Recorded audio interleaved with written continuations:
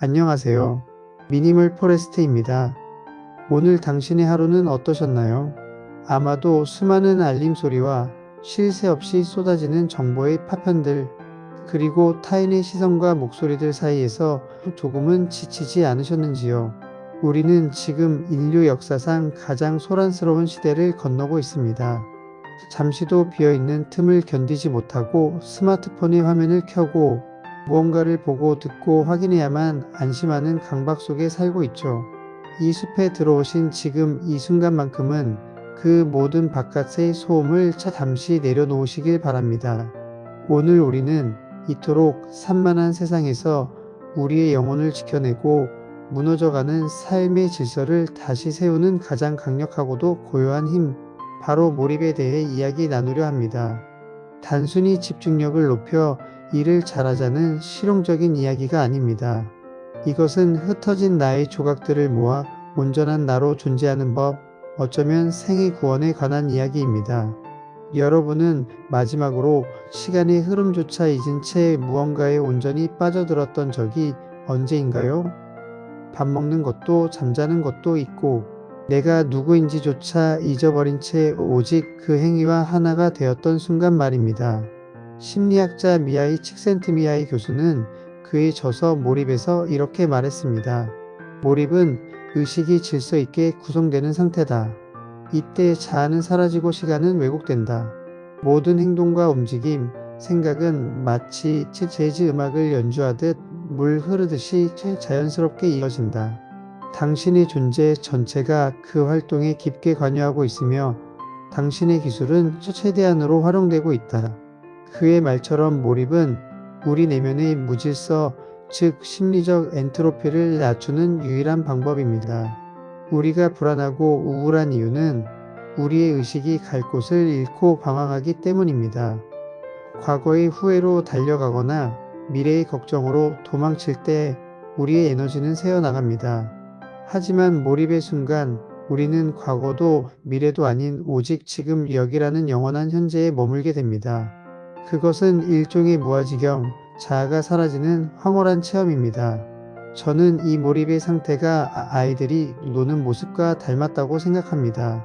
독일의 철학자 프리드리히 니체는 그의 책 차라투스트라는 이렇게 말했다 해서 인간 정신의 발달 단계를 낙타, 사자, 그리고 어린아이로 비유했습니다. 니체는 이렇게 말합니다. 아이는 순진무구함이며 망각이고 새로운 시작, 놀이, 스스로 굴러가는 바퀴, 최초의 움직임, 신성한 긍정이다. 니체가 말한 아이의 상태가 바로 몰입의 정수입니다. 아이들은 놀이에 빠져 있을 때 세상을 판단하거나 분석하지 않습니다. 그저 그 놀이 자체가 되어버립니다. 모래성을 쌓는 아이의 눈빛을 보십시오. 그 순간 그 아이에게는 모래성이 우주 전체이며 그 행위만이 유일한 진실입니다. 왜 우리는 어른이 되면서 그 신성한 놀이의 능력을 잃어버렸을까요? 왜 우리는 무엇을 하든 결과를 계산하고 남들의 평가를 의식하며 이것이 무슨 의미가 있을까를 되묻느라 정작 그 순간을 즐기지 못하게 되었을까요? 몰입은 다시 어린아이가 되는 것입니다. 결과에 대한 집착 없이 행위 그 자체를 신성한 긍정으로 받아들이는 태도입니다. 몰입은 고통스러운 현실을 잊기 위한 도피처가 아닙니다. 오히려 현실을 가장 뜨겁게 껴안는 방식입니다.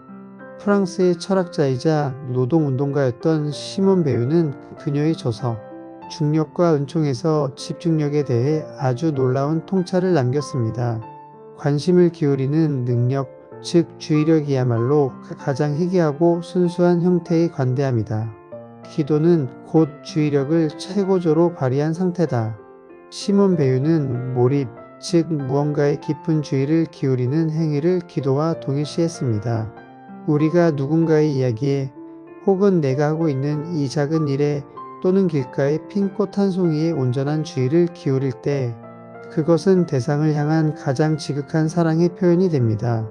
건성으로 대하지 않는 것, 대충 흘려보내지 않는 것, 그것이 바로 경건함의 시작입니다.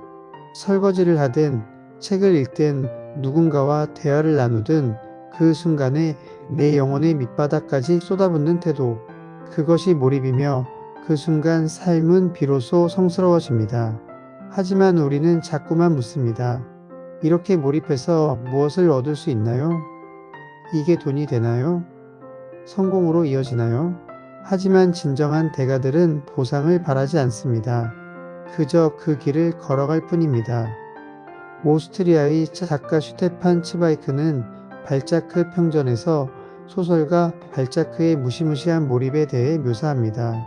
발자크는 글을 쓸 때 세상과 완전히 단절되었습니다. 츠바이크는 이렇게 적었습니다. 그는 책상 앞에 앉아 촛불을 켜는 순간 현실의 문을 닫았다. 빚독촉도 연인의 편지도 세상의 혁명도 그에게는 더 이상 존재하지 않았다. 오직 펜 끝에서 창조되는 인물들만이 살아 숨쉬는 유일한 실체였다. 그는 마치 광부처럼 저 자신의 내면 가장 깊은 갱도로 내려가 스스로를 태워 빛을 만들었다. 발자크뿐만이 아닙니다.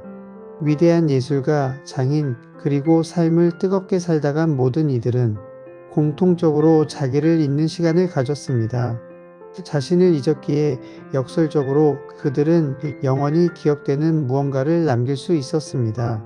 우리가 삶에서 공허함을 느끼는 이유는 역설적이게도 나 자신에 대해 너무 많이 생각하기 때문은 아닐까요? 나는 왜 행복하지 않지? 나는 왜 뒤처지지? 라는 자의식 과잉이 오히려 우리를 불행하게 만듭니다. 몰입은 이 비대해진 자아를 태워 없애는 정화의 불꽃입니다. 나를 잊을 때 우리는 우주와 연결됩니다.